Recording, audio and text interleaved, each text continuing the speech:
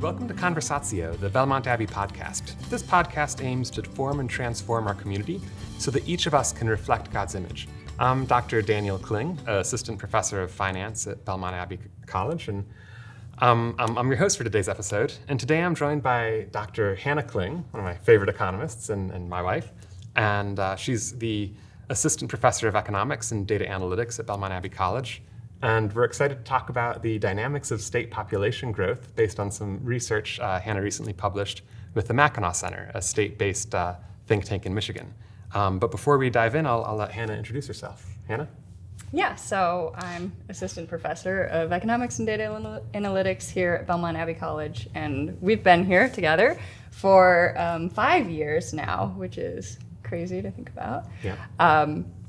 I got my PhD in economics from George Mason University in 2017, and my primary areas of research are regional economics, studying the flow of people and economic goods across space, and think about the role of place, and also think about the interplay of politics and economics, which in economics we call public choice economics. Great. So you wrote a paper about what research can tell us about population growth in states, and you're working with an organization in Michigan, and they're concerned there because the population has been declining, but it's sort of a broadly applicable topic because we all care about whether, where we live, if it grows or shrinks, how it changes over time. And so there's some interesting parallels, especially here in North Carolina, where we've had significant population growth. And so to sort of set up the topic, can you summarize your research? What were the main factors that affect population growth? Yeah, so people care about population growth both because economic well-being comes from a lot of people being together and interacting a lot.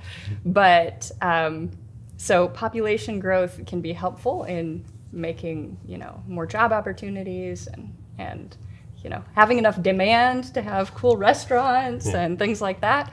But also just if people are coming into your area, that's sort of an indicator that you have a nice, appealing place. So it's both helpful, but also kind of an indicator that you're doing something right. And when we talk about population growth, there are kind of four main sources of population growth. There are births. So, we've got 3 kids, so we've done our part to help North Carolina's population. There's deaths. There's domestic migration, so people moving here from elsewhere in the United States, so other states. And then international migration as well, so people coming here from other countries. So each of those 4 sources of population growth are influenced by a number of different factors. And so I think in most places there's more births than deaths, although that's sort of its own broad concern of what's the replacement rate and how many kids are people having. And then I guess from state to state, the bigger difference is the domestic migration, whether people are moving into your state or moving out of your state. And so is that the same situation in Michigan, what you found? Was that migration was the big driver there? Yeah, so the birth rate, the death rate, and international migration don't vary as much as domestic migration does, although certain states tend to have more older people, so their death rates tend to be higher and birth rates tend to be lower. But also when you think about policies that are aimed at increasing or having population growth, there is some research and literature, and I reviewed that in my paper on, things that can impact the birth rate or the death rate, or international migration isn't something that states have as much control over since it's more federal policy. So when people talk about increasing population growth in their state from a policy perspective, most of the time they're thinking about how to make your place more appealing to attract people from other states. And that's really familiar to me. So I grew up in Missouri in a small town, and there wasn't a lot, there was always a constant thing. How can we revitalize the town? How can we make this place, grow again like it did when I was when my grandparents were kids or whatever? And the Rust Belt and the Northeast sort of, it's sort of a familiar story of a declining population. And so it's not a new thing that states are dealing with, but so what are some policies that people have tried to foster growth, to help get people to move back to this area or not move away from this area, from a given area. So a lot of the things people think of is they try to think of places that are thriving and growing, and they want to mimic that in their particular area. So, this town that's so cool, this city that's so cool, and all the young people want to go be there. It has all these places where the shops are on the bottom floor. There's a bunch of apartments above there. So you know what we need to do? We need to just make our town look like this. And it's sort of like, in high school when it's, how do I get the cool kids to come sit at my table? Like, what are things like at their table? And you try to make it look like that. And you try to be cool, but I don't know what your experience was, honey. But I mean, it's just, I was very cool in high school. That's right. That's right. Don't ask any of my high school friends. That don't check. But. That's right. I mean, you can be. Your mother, I'm sure, told you that you can be a first-rate version of yourself or a second-rate version of somebody else. So copying what's successful is really appealing, but that doesn't tend to work super well. That policy area is called placemaking, and there's a lot of research into that. So we're gonna lure the cool kids here by looking. I feel like you have some places in mind with that. Oh yeah, your Austins, your Bostons. I guess Nashville and places where they we got to appear to Instagram things. So maybe we really need some cool murals. That's right. Because people come here and look at the cool murals. So yes, if we get murals, we'll get people. That's right. And so that doesn't work. You're saying? Well, let's give it a try. Okay, maybe this has never worked. That's our takeaway from today. Okay, murals. Yes. We need to just make this look cool. So what happens when people try to do that, or why is that not successful, or do we know? Right. So one of the things as economists that, as you know, makes people dislike economists is whenever somebody has a good idea, we've got a good reason why it's not going to work, and it's going to be not worth it. Okay. And that it not being worth it, I think, is what the economists always bring to the table. Is there's a trade-off, there's a cost to everything. If we're investing resources, at the governmental level. On doing a particular thing, we've got fewer resources to do something else. Okay. And especially if we're investing resources in making a particular place more appealing to outside residents, that means that we are taxing or imposing on the original residents in order to make things more attractive for the cool kids. Okay, and they get to choose wherever they want to go. It may not. Why would we subsidize them? But it kind of reminds me of how cities, like, again, where I was growing up, there was always sort of like, we can just get this company to build a factory here, and let's lure some corporate investment here. That's another way they kind of try to bid for growth, is we'll give a tax break to this developer or that developer, sort of industrial policy at the state level. Does that tend to be successful, or how does that, what are the dynamics there? Well, as we know from our experience in Wisconsin, whenever there's a company that says, hey, we're going to, open a factory, it's going to employ 5,000 local people, who wants us to come there? And everyone's like, you should come here. Well, how do localities compete for that company to locate there? They compete through providing subsidies, tax incentives, and all kinds of things to lure that company there. And whoever is the highest bidder, spends almost as much as the factory is going to bring in order to get that company to come there. And then, sometimes the company is successful, but sometimes it, goes belly up shortly after coming and, reorganizing everything and taking a bunch of subsidies. And sometimes, in fact, it never even opens. So that was take the money, run. Thanks for going to all that trouble. We're just, we'll see you later. We should figure out how to do this. It just seems like good business to be in. Just get some subsidies and don't even show up. That's right. Yeah. Probably. Well, we'll see. We'll talk about it off. Yeah. So right. So those haven't tended to be successful. What about things like, I remember a while ago Google had Google Fiber, and they're going to have really fast internet service. And I mean, if you're our age, the economic story of our lifetime has kind of been this giant tech boom. Apple and Microsoft and Google, all of these companies, Silicon Valley, Washington, kind of up and down the Pacific coast, have been very successful, lots of jobs, lots of growth in those areas. And so Google had, we're going to bring fast internet, and countries or cities all across the country, states all across the country, we're trying to lure Google there, not with necessarily subsidies, but the thing I remember from it was Topeka changed their name to Google Kansas for a week, and they didn't even go to Topeka. But so how about that? How about like chasing something that's working in the economy, like getting more tech jobs or tech incubators or startups and that kind of stuff? Mm-hmm.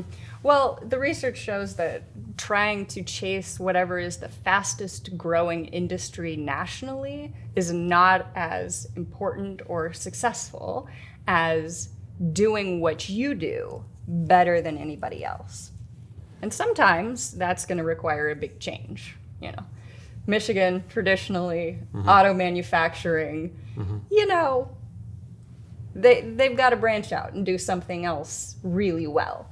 But the tech thing is, you know, always on everyone's mind as the big growth area. But to use a Pacific Coast analogy, it's sort of like you're out there waiting on your surfboard, you see the wave go by, that's the big wave of the future, and by the time you see that it is big and that a bunch of other surfers are on the wave, it has passed you by.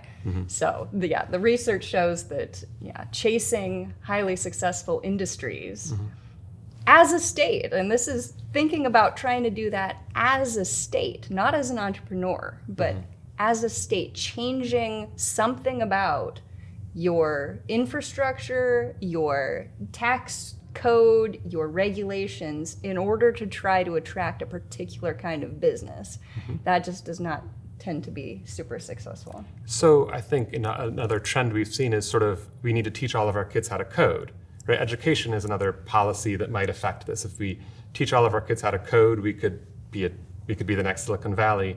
That you're saying that's not necessarily going to work because the chance to do that was 20 years before you knew you were supposed to do it. I mean, if people want to teach kids how to code, I'm sure that would be great. But also math, you know, math and reading skills also super important. Right, and those could be valuable no matter what you're doing. Yeah, so the research shows that having high quality education is a big draw for people to move into a particular state. But also, on the other hand, high taxes are a deterrent.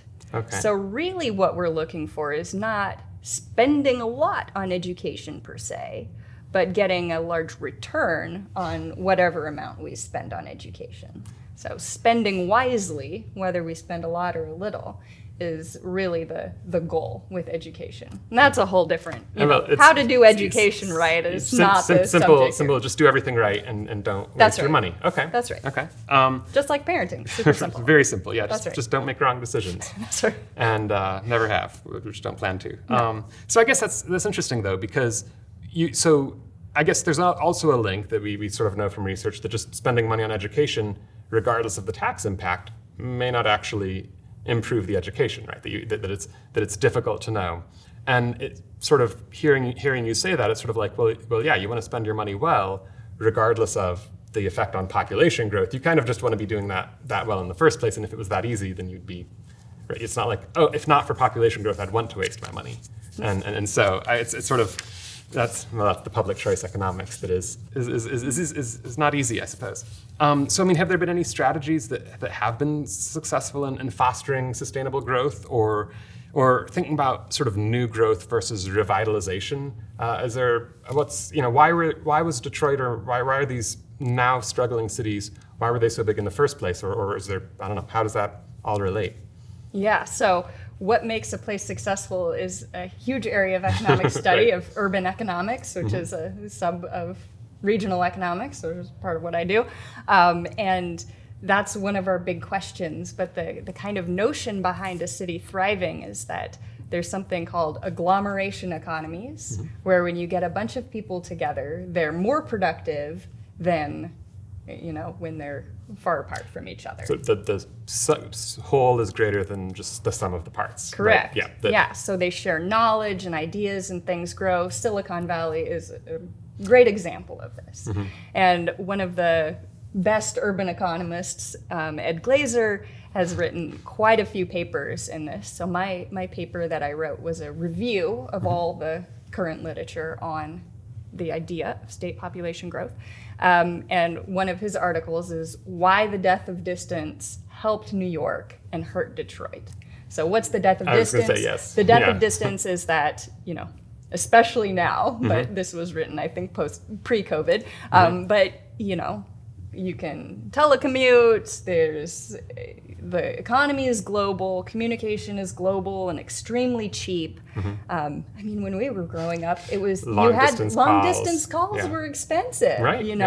And when we got cell phones, it was like, well, long distance calls are free, After, in the evening, right? Yeah. Do you really need to tell grandma you love her before 7 p.m.? No. Yeah. So communication has gotten extremely cheap, even though we tend to think of it as having been free forever, but it has it's a very recent thing. So the death of distance is that idea that there's nothing to say that two people on opposite sides of the country can't collaborate just as easily as people next door to each other. But instead, we find that some cities are growing larger, that being in proximity to other people has gotten more important and more economically beneficial than it used to be if you're in certain types of industries related to service, innovation, and technology and things like that. So those types of things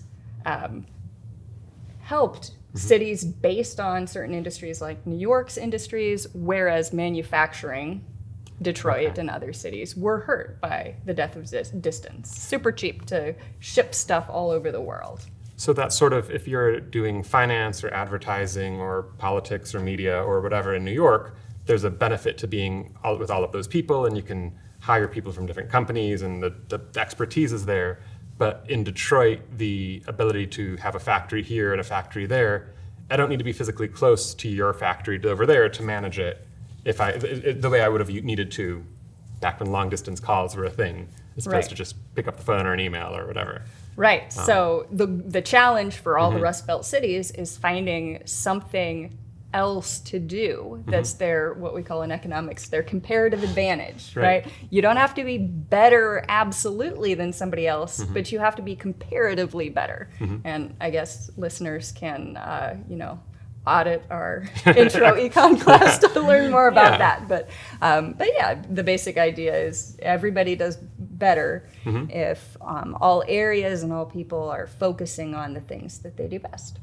So grow wheat where it's good to grow wheat, or mine where there's mountains and minerals, or what I don't know much about mining, I suppose, but yeah, presumably there's places that are better for it than others. Make furniture in North Carolina for some reason. Yeah. Well, that's interesting that some reason you mentioned, because it's sort of like, you've told me about this, how a lot of early development was basically around rivers and railroads and like how far up the river can you get, because trade meant putting stuff on a boat. And that's less, we still do a lot of shipping, on ships, I suppose. But I guess it's less important to be on a river or at a crossroads of rivers than it would have been 100 years ago. And so if a city's original growth was from that, then I guess it's interesting to think about, well, the reason you're, Cleveland, or I don't know which cities are river-based necessarily, Chicago, I suppose, St. Louis, if that reason is no longer as dominant as it was, you almost have to invent something new if you want the city to be big and to grow. Would you say? Yeah, so there's this idea in economic history, which is another of my favorite fields, about persistence, what makes cities persist. And part of it is once you get kind of a critical mass of people there, originally for reasons of river access and stuff like that. Once you get a bunch of people together, then you have those agglomeration economies kicking in where people interacting and working together become more productive. And you don't, if the river dried up and went away, you'd still have that critical mass of people interacting with each other. So it just depends on whether the city can continue to pursue what works for them. But you had asked what policies tend to work. Yeah. And the really tough thing with that is there's no magical thing that's going to guarantee that your city is young and hip and thriving and innovative. What you can do is use policies to make pretty sure that's not going to happen. Right. So you can prevent it from happening, Okay. but you can't make it happen. So it's the best thing that cities can do is help entrepreneurs be able to open there. So reduce regulations that prevent people from starting businesses and just basically set up a good environment for things to grow. Lower crime, good rule of law and things like that, which most states in the U.S. don't have a huge struggle with that, with corruption and fraud. But I mean, we do not zero. That. Right. There's a difference between states and how well they use their money. And right. So you want low taxes, low barriers to entry. Let people come in and try new businesses and make that more possible, and you're going to get more innovation that way. But it's sort of like, it's like being a gardener. You can make the ground as perfect as you can. You water, you fertilize, and all those things. But it's sometimes the seeds grow and sometimes they don't. Right. Yeah. Our son Matthias just the other day there was a daffodil that was about to bloom, and he's like, "Can I make it bloom?" He was like, going to open the bud, and you can't force it. Right. You can't force it. All you can do is prevent it from blooming if you if you rip it open. Yeah. Okay. Yeah. So. And so I guess sometimes we see that, right? That the cities and the states are sort of blocking development, but they could at least not stop doing that. Right. But that doesn't guarantee that now it will. Yeah. Okay. So I guess I want to kind of bring this all a little bit closer to home, because here in North Carolina it is a different story. And I was looking at the numbers, and our state's growing about 50% faster than the U.S. average, about 1% a year. And so we have more births than deaths in North Carolina, and there's some international migration, although a little less than average.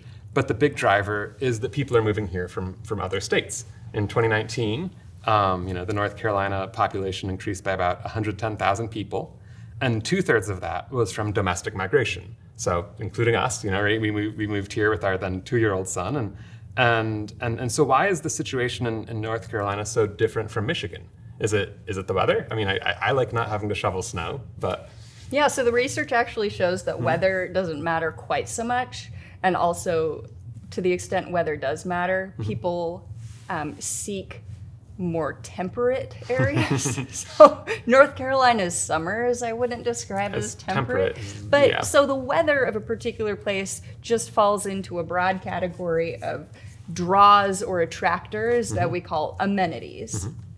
There are natural amenities such as, mountains and beaches and rivers and good weather. And then there are, consumption amenities, cultural amenities, so theater and symphony and things like that. And then there's retail and restaurant amenities.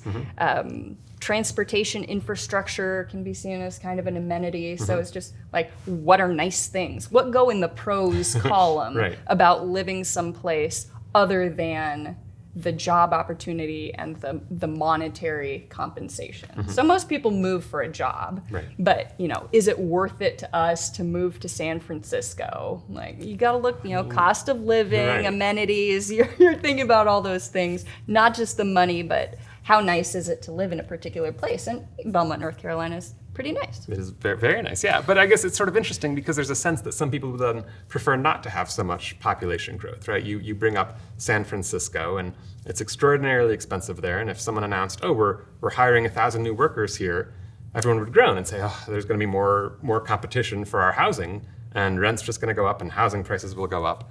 And so how can we kind of reconcile that desire for, we want our state to be growing, we don't want to be shrinking at least, but we also, people are conflicted when they have, they're going to build a new subdivision just down the street. How do we kind of balance those? Yeah, so there's always, we're people who've recently come in, so we can't. As people who have recently moved here, how do you feel about people who move here? Right, exactly. Right. But people very quickly put themselves in the other column. They're like, oh, I'm here now, so I'm playing with the bouncy ball. You can't have it. Right. I got it first, so therefore I have a right to it. I've heard that somewhere before.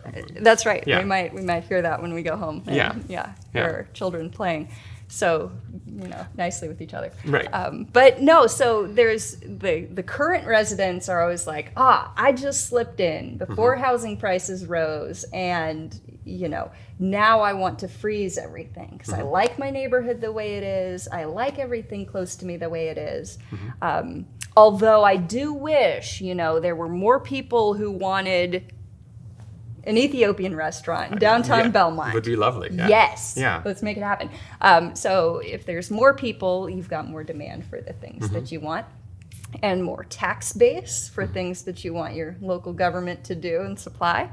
But also, people are like, I don't want the single family house next door turning into a duplex or a, small apartment with or 4 or giant 8 skyscraper, or who knows. Or who knows what. Yeah. So it's interesting. So you're kind of talking about some of the benefits of having more people that move in here, move near you, right? Better, more tax base, more just demand for things you might like. And then we think about the externalities, right? What are the drawbacks to having more people come? And I guess higher prices is kind of a mixed blessing. If you bought a house, then I wouldn't mind higher prices. But then what other externalities are affected by population growth? Or how does more people coming in kind of affect us negatively? I mean, the two big ones are the strain on the traffic infrastructure and the strain on other infrastructure of, electricity and water and the utilities. That's the word I'm looking for. So infrastructure, and then I guess social services might be a thing, right? The schools are so crowded. Presumably you could build another school, but sometimes that's easier said than done, or it takes longer than you'd like it to. And so I guess how do we sort of one of the things that I think we want to talk about on this podcast is sort of the Benedictine hallmarks and the idea of stewardship and hospitality and community, and some bigger questions about, like, what does it mean to be a good place, or what should be the goal of local governance in terms of balancing people who are here or people who might want to come here. How do you sort of put all those together?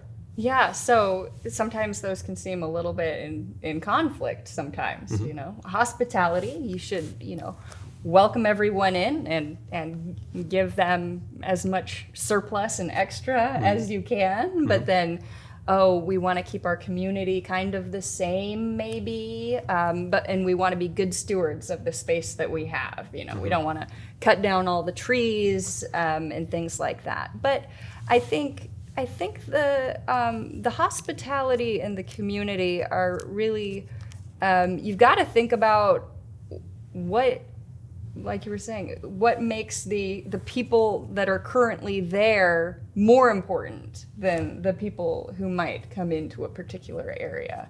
And change is inevitable. If we don't build any additional housing, the single family houses in our neighborhood are going to become too expensive for families with young kids to live in. And it's going to be, groups of, single people who work in Charlotte who, live in the house in the suburbs and have their Maseratis in the driveway. And where are all the families with the kids? You're going to price the people that you're used to having there out of the market. And there's inevitably going to be change.